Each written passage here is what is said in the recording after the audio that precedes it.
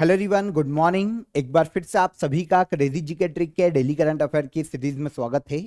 शुरू करते हैं आज के सेशन को, आज के हमारे डेली करंट अफेयर को। और यहां पर हम डिस्कस कर लेते हैं 29 सितंबर के सभी इंपॉर्टेंट क्वेश्चन को। एंड तक सेशन को देखिए, एक एक फैक्ट, एक एक क्वेश्चन को आराम से सुनिएगा। इंटरेस्टिंग सेशन है। और पीडीएफ के लिए क्रेजी जीके ट्रिक एप्लीकेशन को चेकआउट कीजिएगा, वहां पर आपको पीडीएफ मिल जाएगी डेली करंट अफेयर की। इसके अलावा देखिए, आप सभी के लिए 9 मंथ करंट अफेयर का वीडियो आ चुका है। आप सभी के लिए जनवरी से लेकर सितंबर 2025 तक के सभी इंपॉर्टेंट करंट अफेयर को एक ही सेशन में मैंने कवर किया है। क्रेजी जीके ट्रिक के यूट्यूब प्लेटफॉर्म को चेकआउट कीजिए, वहां पर आपके लिए ये मिल जाएगा। साथ ही साथ पीडीएफ भी आप वहीं से उसकी ज्वाइन कर सकते हैं। डिस्क्रिप्शन में मैं आपको लिंक भी दे दूंगा, वहां पर क्लिक करके आप वीडियो को देख लीजिए। हम चलते हैं आज के सेशन के पहले क्वेश्चन पर। ठीक है, हाल ही में किसे भारत के अटॉर्नी जनरल ऑफ इंडिया के रूप में दोबारा नियुक्त किया गया है? तो भारत के अटॉर्नी जनरल ऑफ इंडिया के पद पर कार्यरत हैं are Venkat Ramani. Are Venkat रमणी का कार्यकाल खत्म होने वाला था, लेकिन सेंट्रल गवर्नमेंट के द्वारा इनके कार्यकाल को 2 साल का एक्सटेंशन दिया गया है। और अब आर वेंकट रमणी, जो कि भारत के अटॉर्नी जनरल ऑफ इंडिया हैं, ये सितंबर 2027 तक अपने पद को होल्ड करेंगे। इस पद पर इनको 2022 में अपॉइंट किया गया था, 2025 में कार्यकाल खत्म हो रहा था, तो अब 2 साल का एक्सटेंशन दिया गया अटॉर्नी जनरल ऑफ इंडिया को। कौन है? आर वेंकट रमणी। देखिए, अटॉर्नी जनरल ऑफ इंडिया के बारे में आपको पता होना चाहिए। इंडियन कॉन्स्टिट्यूशन का article 76 attorney general of India की बात करता है, भारत के महान न्यायवादी की। आपको पता है, अगर महान न्यायवादी की बात करें ना, तो ये भारत सरकार के वकील के रूप में काम करते हैं, भारत के सर्वोच्च विधि अधिकारी होते हैं। भारत सरकार को अगर कानूनी मुद्दों पर कोई सलाह चाहिए, इंडियन गवर्नमेंट पर कोई केस है, कहीं भी सुनवाई है किसी भी कोर्ट में, चाहे सुप्रीम कोर्ट हो, किसी हाई कोर्ट में हो, तो वहां पर भारत सरकार को रिप्रेजेंट करेंगे कौन? Attorney general of India. Okay, महान न्यायवादी। आपको पता है, पार्लियामेंट के जो बहस होती है ना, उसमें भी इनको शामिल हो सकते हैं बहस में। हालांकि ये वोट नहीं दे सकते क्योंकि ये मेंबर ऑफ पार्लियामेंट नहीं होते हैं, लेकिन ये बहस में शामिल हो सकते हैं पार्लियामेंट के किसी भी हाउस में। ओके, बहस में भाग ले सकते हैं लेकिन वोटिंग नहीं कर सकते। तो भारत सरकार के सर्वोच्च विधि अधिकारी या वकील होते हैं महान न्यायवादी या attorney general of India. I hope समझ पाए होगे आप। अगर आपको इंडियन गवर्नमेंट के खिलाफ कोई भी शिकायत है, आप कोर्ट चले जाते हैं, सुप्रीम कोर्ट, हाई कोर्ट, है ना, किसी भी मुद्दे पर चले गए, कोई बिल लेकर आ गई सेंट्रल गवर्नमेंट, आपको पसंद नहीं आया, आप सुप्रीम कोर्ट चले गए उसके खिलाफ, तो वहां पर भारत सरकार के वकील के रूप में कौन आएंगे? ये आएंगे अटॉर्नी जनरल ऑफ इंडिया। ये कौन है वर्तमान में? Are Venkat Ramani. I hope समझ में आया होगा कि अटॉर्नी जनरल ऑफ इंडिया का एक्चुअल में काम क्या होता है। इंडियन कॉन्स्टिट्यूशन का article 76 attorney general of India की बात करता है। आर वेंकट रमणी ये पौंडीचेरी से आते हैं, सुप्रीम कोर्ट के सीनियर एडवोकेट हैं, भारत के 16वें अटॉर्नी जनरल ऑफ इंडिया के रूप में अभी ये कार्यरत थे। 2 साल के कार्यकाल का एक्सटेंशन दिया गया है। इजी। सबसे पहली बार इस पद का फॉर्मेशन किया गया था 28 जनवरी 1950 को। अपॉइंट कौन करता है? तो सेंट्रल गवर्नमेंट की सिफारिश पर भारत के प्रेसिडेंट के द्वारा अटॉर्नी जनरल ऑफ इंडिया की नियुक्ति की जाती है आर्टिकल 76 के सब क्लॉज 1 के तहत। तो अपॉइंट कौन करते हैं? प्रेसिडेंट इनको इनके पद पर अपॉइंट करते हैं। क्लच, मैपल और जायू को फीफा वर्ल्ड कप 2026 का शुभंकर बनाया गया है, मैस्कॉट बनाया गया है। इसमें से जायू किस देश को रिप्रेजेंट करता है, किस देश का प्रतिनिधित्व करता है? ठीक है, अब देखिए, फीफा वर्ल्ड कप 2026 में आयोजित किया जाने वाला है 3 देशों में संयुक्त रूप से। तीनों देश के कोई एक आइडेंटिटी को यहां पर मैस्कॉट बनाया गया है, और ये जो मैस्कॉट बने हैं, क्लच, मेपल और जायू, इनको नाम दिया गया। यहां पर पर्टिकुलर जायू जो मैस्कॉट बनाए ना, ये आता है मैक्सिको से। ओके, मैक्सिको में जगुआर है ना, इसको, इसका एक प्रतीक है जायू। तो 3 मैस्कॉट बने हैं फीफा वर्ल्ड कप 2026 के। जायू की यहां पर बात हो रही है, मैक्सिको के जगुआर से प्रेरित होकर यह मैस्कॉट बनाया गया है।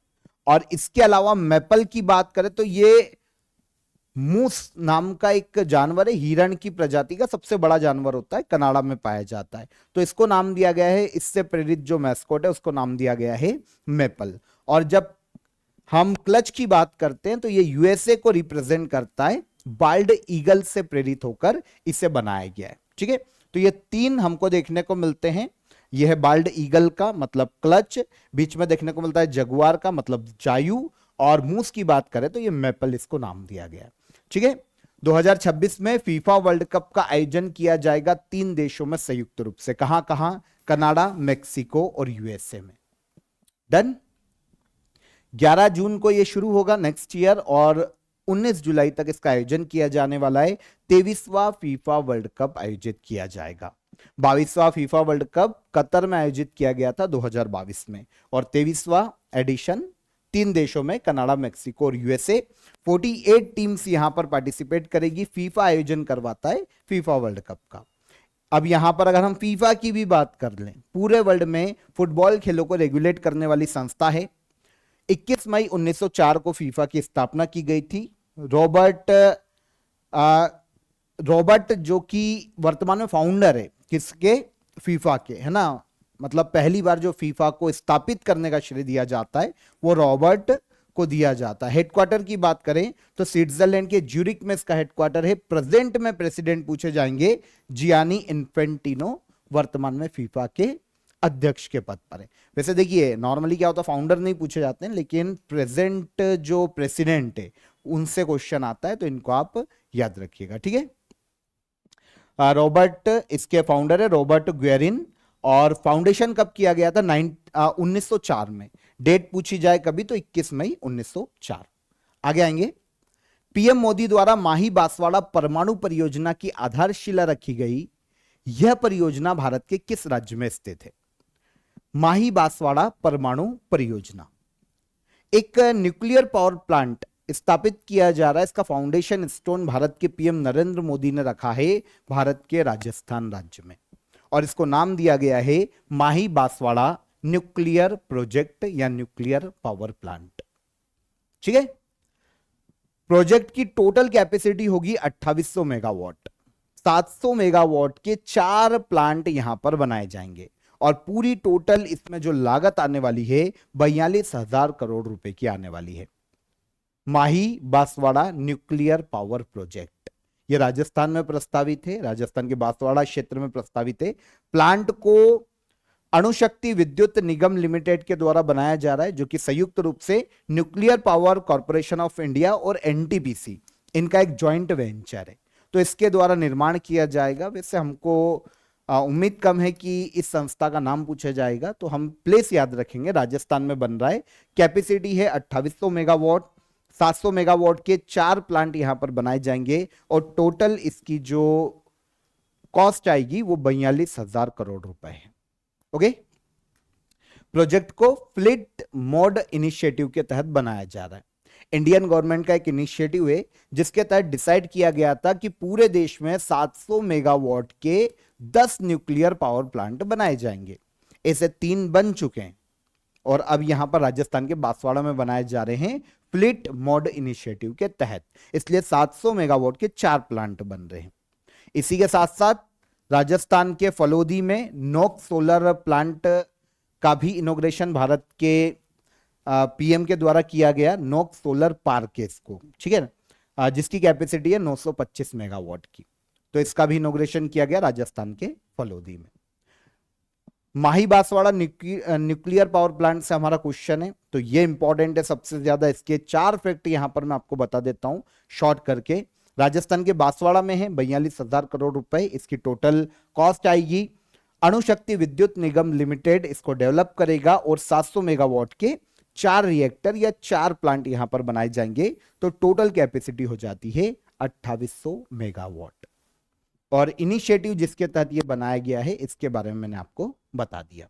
आप सभी के लिए क्रेजी जीके ट्रिक और रूट एप्लीकेशन पर नवरात्रि की सेल कंटिन्यू है। अभी तक आप क्रेजी जीके ट्रिक और रूट एप्लीकेशन को एक बार चेकआउट कीजिएगा, क्योंकि आपको सभी कोर्सेस, जितने भी कोर्सेस है आपके एग्जाम ओरिएंटेड कोर्सेस, काफी अफोर्डेबल प्राइस में अभी के लिए देखने को मिल जाएंगे।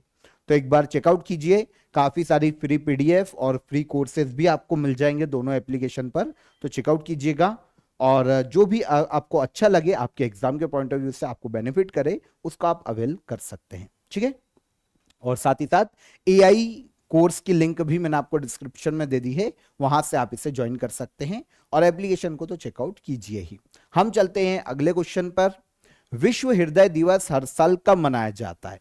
वर्ल्ड हार्ट डे हर साल मनाया जाता है पूरे वर्ल्ड में 29 सितंबर को। वेरी वेरी इंपॉर्टेंट क्वेश्चन को नोट कीजिएगा। विश्व हृदय दिवस या वर्ल्ड हार्ट डे 29 सितंबर को पूरे वर्ल्ड में हर साल मनाया जाता है। क्यों मनाया जाता है?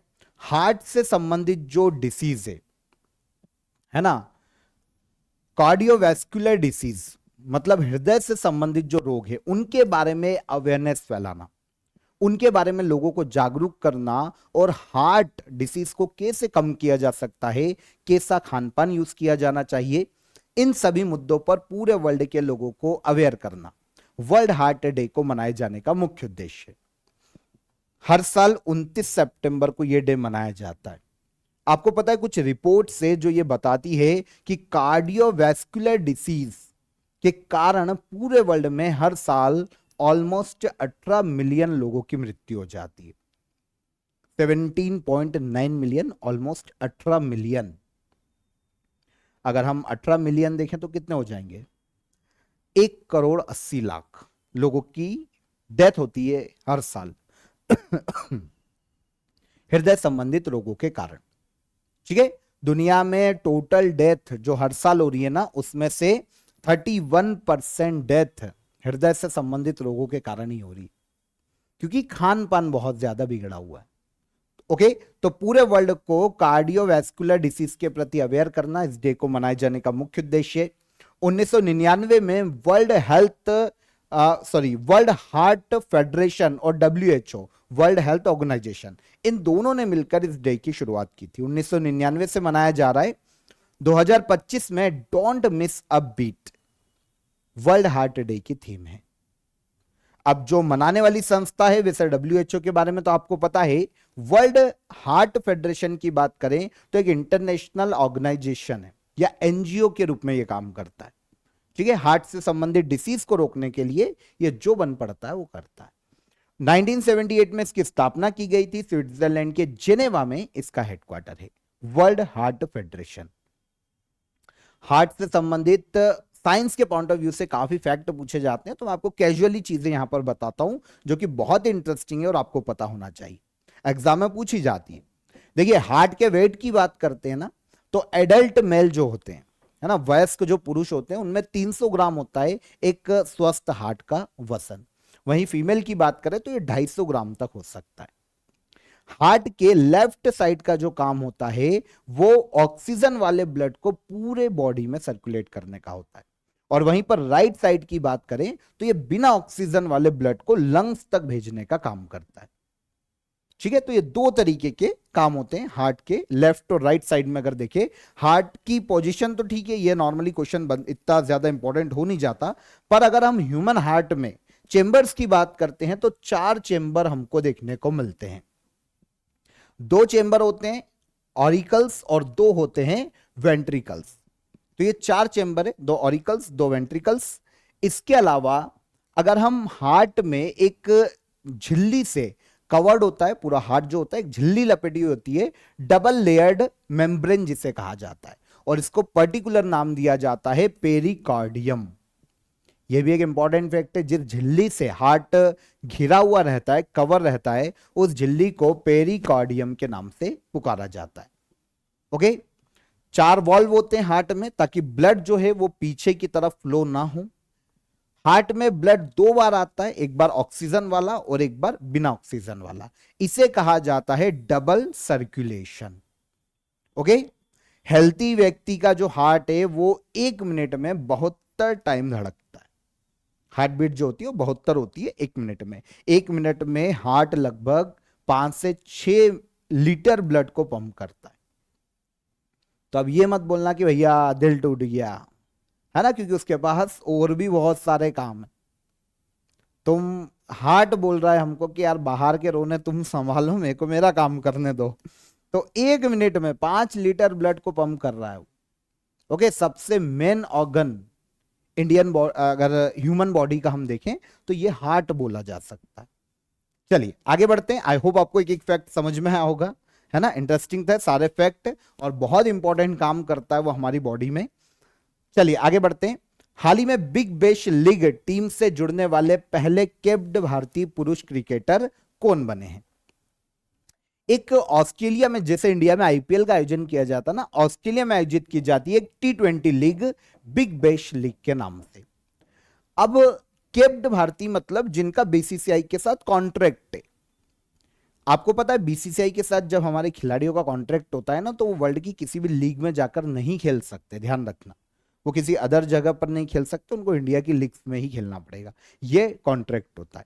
लेकिन भारत के पहले ऐसे खिलाड़ी जो कैप्ड भारतीय मतलब जिनका बीसीसीआई से कॉन्ट्रैक्ट है, लेकिन फिर भी वो बिग बैश लीग को खेल रहे हैं या इसको खेलने के लिए जाने वाले हैं, ये हो जाएंगे रविचंद्रन अश्विन। अब आप बोलेंगे सर ऐसा कैसे? रविचंद्रन अश्विन जो हैं वो इंटरनेशनल क्रिकेट के सभी फॉर्मेट से संन्यास ले चुके हैं, इवन आईपीएल से भी संन्यास ले चुके हैं। तो अब ये इंडिया में तो कोई क्रिकेट खेलते नहीं है ना, ना डोमेस्टिक ना इंटरनेशनल, इसीलिए ये पार्टिसिपेट कर पा रहे हैं। तो बिग बैश लीग में सिडनी थंडर टीम की तरफ से ही खेलेंगे पहले भारतीय जो कि बिग बैश लीग को खेलेंगे, ऐसे जिनका बीसीसीआई के साथ कॉन्ट्रैक्ट है, ध्यान रखना, ठीक है ना। तो बीसीसीआई का रूल भी यहां पर हमको समझ में आ गया। कौन है ये? रविचंद्रन अश्विन। चेन्नई तमिलनाडु से आते हैं रविचंद्रन अश्विन। 2024 में इन्होंने सभी फॉर्मेट से रिटायरमेंट ले लिया था। स्पिन बॉलर हैं। अर्जुन अवार्ड इनको 2015 में दिया जा चुका है, पद्मश्री 2025 में दिया गया था। ICC men's cricketer of the year Ravichandran Ashwin को दिया गया था 2016 में, और ICC men's test cricketer of the year 2016 में दिया गया था। ठीक है, ये 2016 के। पद्मश्री यह भी दिया गया है, तो इसको याद रखिए 2025 में। भारत ने हाल ही में किस प्रकार के एथेनॉल के निर्यात की अनुमति दे दी है? भारत ने, इंडियन गवर्नमेंट ने 2G एथेनॉल के एक्सपोर्ट को हाल ही में अनुमति दी है।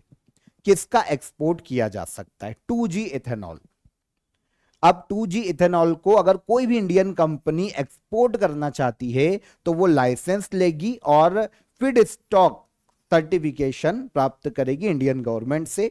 इनकी जरूरत पड़ेगी उसको, और उसके बाद इंडिया की कोई भी कंपनी 2G इथेनॉल को एक्सपोर्ट कर सकती है। देखिए अब यहां पर 2G इथेनॉल पहली बार क्या होता है ना, नॉर्मली हम इथेनॉल सुनते हैं क्योंकि अभी आपको पता है पेट्रोल में 20% इथेनॉल मिलाया जा रहा है ना। वो एक स्कीम आई थी सेंट्रल की, तो इथेनॉल काफी सुनने में आता है। 4 जनरेशंस के इथेनॉल होते हैं, मेनली 4 प्रकार के इथेनॉल होते हैं। अगर हम ये 4 जनरेशन के इथेनॉल देखें तो सबसे पहला 1G, शुगर केन, गुड़, मक्का, चावल, गेहूं, इनसे बनाया जाता है। ओके, ये फूड है, इनसे बनाया जाता है, शुगर केन से, गुड़ से, मक्का, चावल, गेहूं। 2G जो बायोफ्यूल है या 2G जो इथेनॉल है वो धान के वेस्ट से, अब ये वेस्ट से बनता है, गन्ने के वेस्ट से या फिर अदर जो एग्रीकल्चर वेस्ट होता है उनसे बनाया जाता है। ऐसा इथेनॉल कहलाता है 2G इथेनॉल।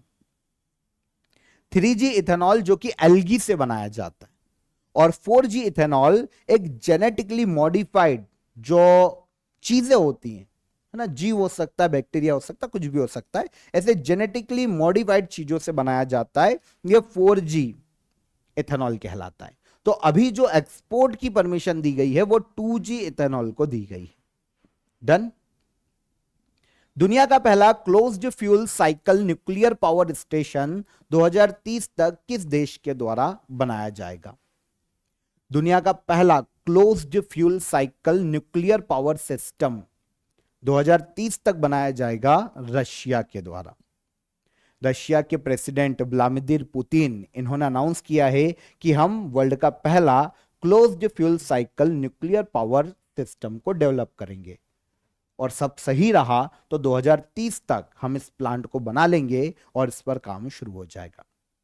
होता क्या है, अगर हम closed fuel cycle nuclear power system की बात करें, ठीक है रशिया बना लेगा 2030 तक इंप्लीमेंट कर देगा। होता क्या है, तो इसके लिए सबसे पहले तो फ्यूल साइकिल को समझो। न्यूक्लियर फ्यूल साइकिल क्या होती है? न्यूक्लियर एनर्जी को बनाने के लिए उसका जो पूरा प्रोसेस है ना, वो न्यूक्लियर फ्यूल साइकिल कहलाती है। ठीक है, देख जैसे रो यूरेनियम को डाला रिएक्टर में, फिर उससे एनर्जी बनाई, फिर उसका जो वेस्ट बचा है उसको हटाना, ये पूरी एक साइकिल है फ्यूल साइकिल। न्यूक्लियर एनर्जी की बात करें, अब दो तरीके की ऐसी साइकिल होती है, एक होती है ओपन फ्यूल साइकिल और एक होती है क्लोज्ड फ्यूल साइकिल। अभी तक वर्ल्ड के जितने भी देश न्यूक्लियर पावर प्लांट में एनर्जी को बना रहे ना, वो ओपन फ्यूल साइकिल का यूज करते हैं। इसमें क्या होता है, न्यूक्लियर यूरेनियम को डाला रिएक्टर में, एनर्जी बना ली, अब जो न्यूक्लियर वेस्ट बचता है उसको या तो डंप कर दिया जाता है, दफना दिया जाता है ना, काय में गोदामों में रख दिया जाता है, दफना दिया जाता है जमीन में, लेकिन वो हजारों सालों तक वो हानिकारक है, हजारों सालों तक वो रेडिएशन छोड़ते रहता है। ऐसा जो न्यूक्लियर वेस्ट होता है हजारों सालों तक उसमें से रेडिएशन निकलता है, तो इस तरीके से ये ज्यादा रिस्की है, रेडिएशन छोड़ता है और इसके कारण इसको स्टोर करना जरूरी है, लेकिन ये ज्यादा रिस्की है। लेकिन जब हम बात करते हैं, ये तो हो गया ओपन फ्यूल साइकिल, अब जब हम क्लोज्ड फ्यूल साइकिल की बात करते हैं ना, तो इसमें जो न्यूक्लियर वेस्ट बचता है उससे भी फ्यूल का निर्माण किया जाता है, बार बार निर्माण किया जाता है। जो न्यूक्लियर वेस्ट बचा एनर्जी बनाने के बाद, फिर उसको किसी और तरीके से यूज करके किसी और प्रकार का फ्यूल या किसी और प्रकार की एनर्जी का निर्माण किया जाता है। इस प्रोसेस में क्या होता है, ये ज्यादा बेहतर है क्योंकि इससे रेडिएशन का खतरा बहुत कम हो जाता है, क्योंकि न्यूक्लियर वेस्ट बचेगा ही नहीं तो रेडिएशन बहुत कम या ना के बराबर बचेगा। अभी तक वर्ल्ड का कोई भी देश closed fuel cycle nuclear power system का यूज नहीं कर रहा है, पहली बार ये बनाएगा रशिया 2030 तक। आई होप समझ में आया होगा। आगे आइए, भारत का पहला सेंट्रल टिश्यू बैंक कहां पर लॉन्च किया गया है? इंडिया का पहला सेंट्रल टिश्यू बैंक को लॉन्च किया गया है दिल्ली में। यह क्या है, सेंट्रल टिश्यू बैंक क्या है जो कि दिल्ली में लॉन्च किया? देखिए, भारत का पहला सेंट्रल टिश्यू बैंक है दिल्ली में, इसे लॉन्च किया गया है Maulana Azad institute of dental science में। इसे लॉन्च किया है हमारे जो हेल्थ मिनिस्टर है दिल्ली के पंकज सिंह, इन्होंने इसे लॉन्च किया है। देखिए क्या होता है, एक ऐसा बैंक है जहां पर ह्यूमन टिश्यू को स्टोर किया जाएगा और जब भी किसी सर्जरी में या किसी भी जगह पर पेशेंट को या तो ट्रांसप्लांट किया जा रहा है, उसका कोई सर्जरी की जा रही है और इमीडिएट अगर टिश्यू की जरूरत पड़ती है, देखिए तो उसको इमीडिएट अगर टिश्यू की जरूरत है तो टिश्यू जो बैंक है वहीं से उसके टिश्यू लेकर उसमें लगाए जा सकते हैं और उनका यूज किया जा सकता है। दिल्ली के इस बैंक के टिश्यू का यूज नॉर्मली अभी जो मेंटल डेंटल सर्जरीज है, मेनली जो मेंटल में बोल रहा हूं, मेनली जो डेंटल सर्जरीज है उनमें इसका यूज किया जाएगा, क्योंकि Maulana Azad institute of dental science में ही इसे बनाया गया है। ह्यूमन टिश्यू को स्टोर किया जाएगा, जब भी सर्जरी में टिश्यू की जरूरत पड़ेगी किसी व्यक्ति को। अभी तक क्या होता था कि ये बाहर से मंगवाने पड़ते थे, खरीदने पड़ते थे टिश्यू, तो इससे क्या होता था, कॉस्ट बहुत ज्यादा हो जाती थी, समय बहुत ज्यादा लगता था। लेकिन जब अब टिश्यू बैंक में ही टिश्यू मिल जाएंगे और किसी की सर्जरी हो रही है तो डायरेक्ट टिश्यू का यूज किया जाएगा जो स्टोर करे हुए हैं उन्हीं का। इससे क्या होगा, जो कॉस्ट है वो 25 से 30% तक कम हो जाएगी। लेकिन यहां पर टिश्यू से भी एक कंफ्यूजन होता है कि टिश्यू क्या। देखिए, ह्यूमन बॉडी में सेल्स का एक ग्रुप होता है टिश्यू, जो कि कोई स्पेसिफिक काम करता है।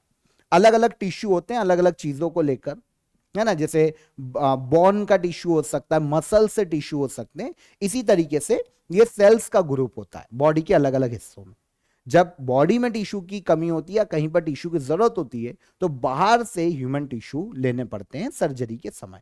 तो इस तरीके से पहला टिश्यू बैंक, इंडिया का पहला सेंट्रल टिश्यू बैंक, केंद्रीय टिश्यू बैंक बनाया गया है कहां पर, तो यह बनाया गया नई दिल्ली में।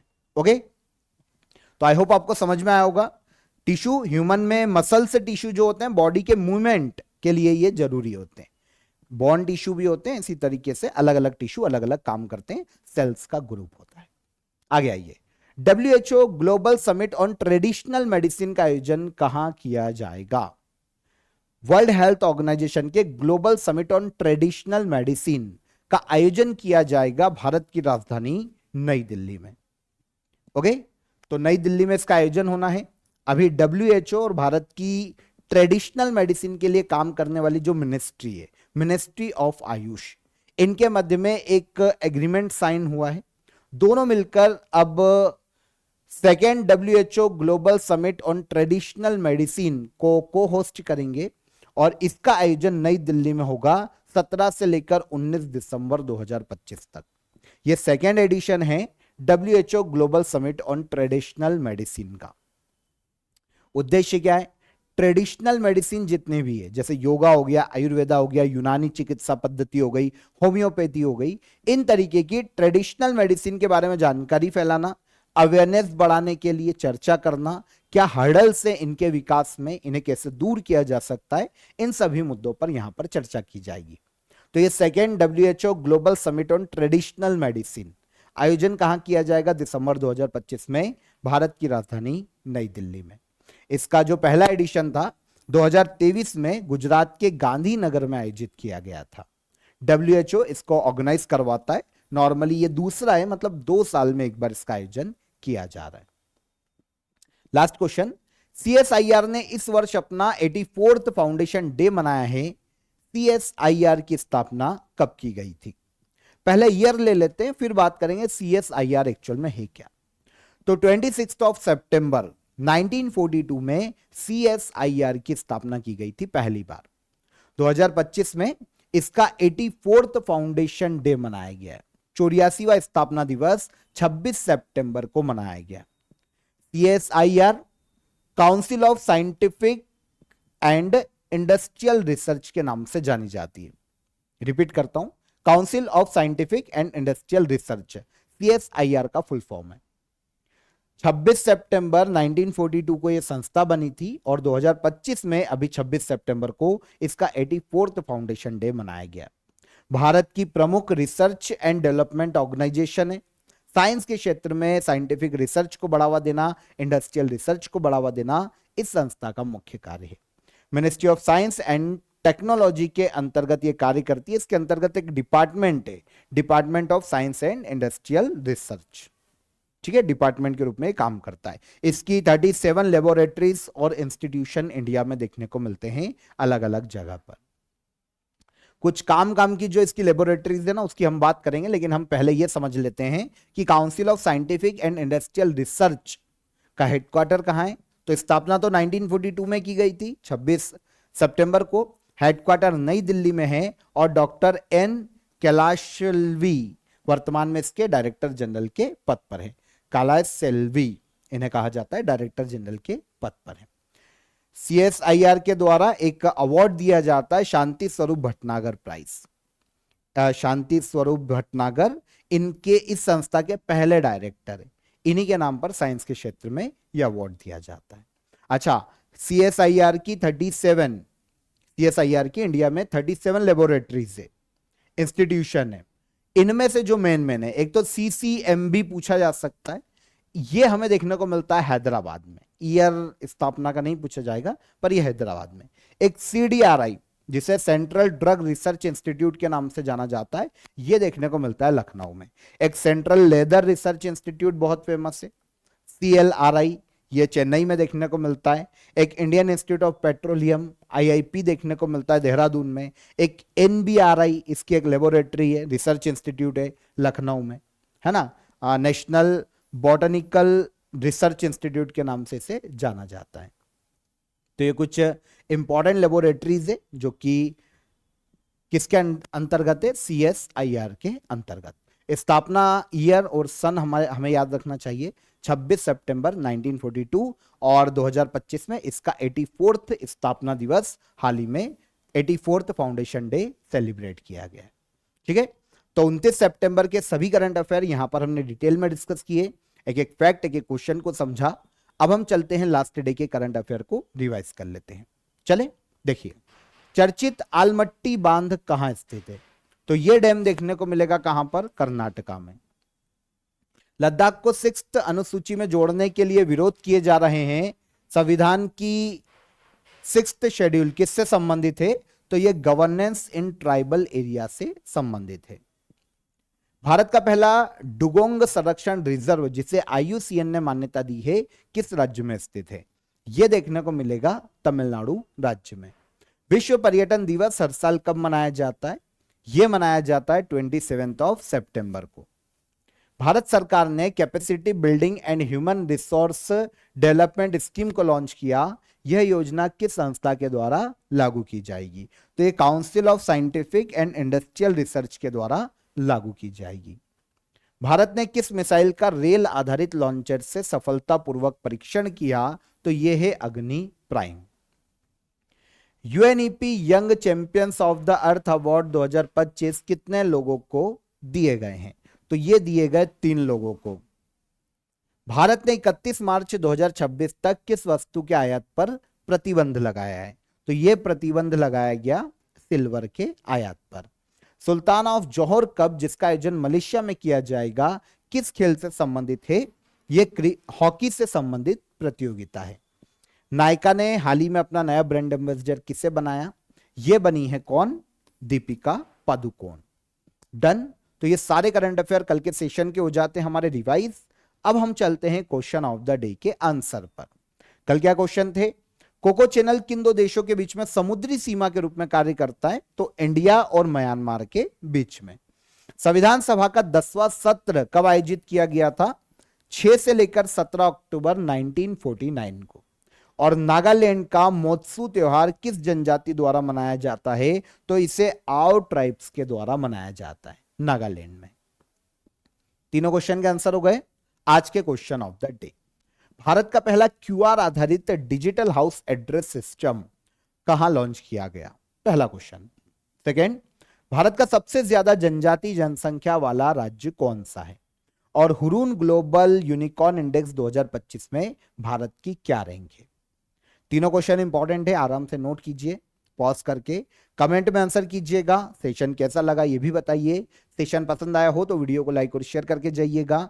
चैनल पर पहली बार आए हैं तो चैनल को सब्सक्राइब कर लीजिए। कल फिर मुलाकात करेंगे नेक्स्ट डे के करंट अफेयर में। तब तक अपना ख्याल रखिएगा। जय हिंद, जय भारत।